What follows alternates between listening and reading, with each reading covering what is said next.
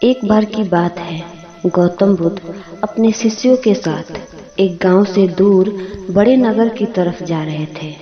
गर्मी के दिन थे और रास्ता भी बहुत लंबा था।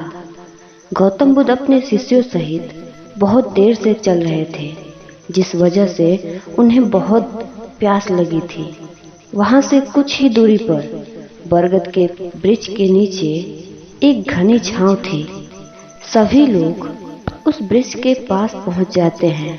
महात्मा बुद्ध अपने शिष्यों सहित वृक्ष की घनी छाया में बैठकर विश्राम करने लगते हैं। बहुत देर चलने की वजह से सभी का गला प्यास से सूख रहा था। ये बात बुद्ध जानते थे। बुद्ध ने अपने एक शिष्य को कहा, आप इस बरगद की छाया से 20 कदम दूर जाकर बरगद की 2 बार परिक्रमा करके वापस आओ। शिष्य वैसा ही करता है जैसा बुद्ध ने बताया।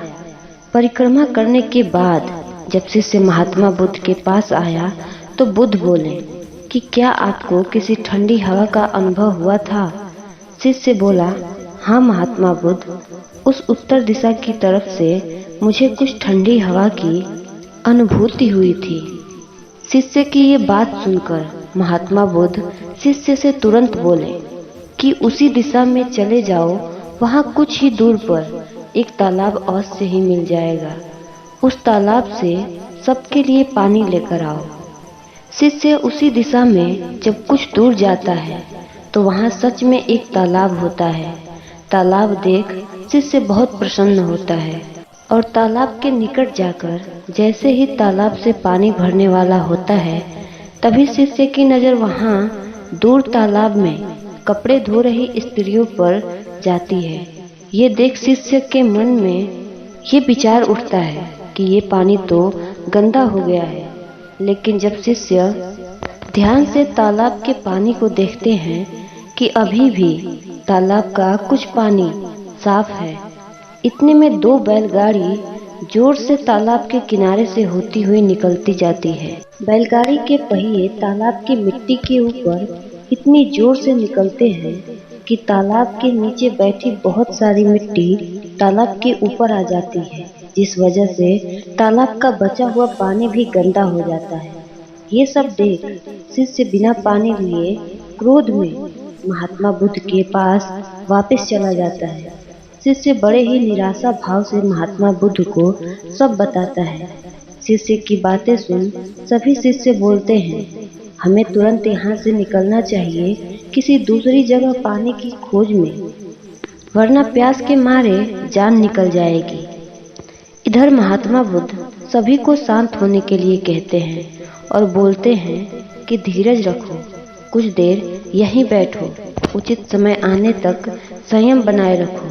सभी महात्मा बुद्ध की बात सुनकर शांत हो जाते हैं और वहीं बैठ जाते हैं।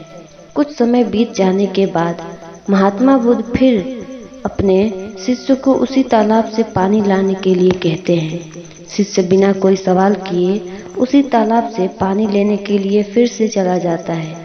तालाब की हालत देख शिष्य को यकीन नहीं होता। तालाब का पानी पूरी तरह साफ होता है। ये देख शिष्य बहुत खुश होता है और पानी भरकर महात्मा बुद्ध के पास आ जाता है। सभी पानी पीकर प्यास बुझाते हैं, लेकिन अभी भी सबके मन में ये एक सवाल थी कि आखिर ये चमत्कार हुआ कैसे। तालाब का सब पानी तो गंदा था।